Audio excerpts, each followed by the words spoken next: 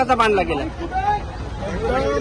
गणरायाच्या विसर्जनासाठी या महाराष्ट्राचे तत्कालीन मुख्यमंत्री एकनाथजी शिंदे साहेब आणि आताचे उपमुख्यमंत्री एकनाथजी शिंदे साहेब व आमचे मुख्यमंत्री आजचे देवेंद्र फडणवीस साहेब यांच्या नेतृत्वाखाली जो अर्जुन भाऊ खोतकर जालना शहराचे आमदार यांनी जो गणपती विसर्जनासाठी आणि छठ पूजेसाठी जो घाट बांधला ते अभिनंदन करावं. मराठवाड्यातलं नंबर 1 जालना शहरात राज्यात असेल, पण मी मराठवाड्यात तरी सांगतो अर्जुन भाऊ खोतकर यांच्यासारखं जे शहराचं नेतृत्व आहे ते त्यांचं अभिनंदन करावं तेवढं कमीच आहे.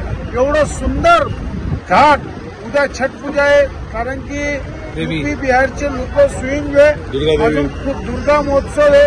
अशा सगळ्या याच्यासाठी छानसं बांधण्याचं काम आदरणीय अर्जुन भाऊ खोतकर यांनी केलं आणि महानगरपालिकेने केलं.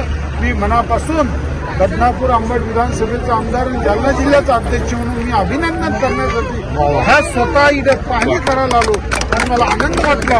आणि मी बऱ्याच गणपतीच्या गणेश भक्तांना विचारलं की बा तुम्हाला काय वाटतं.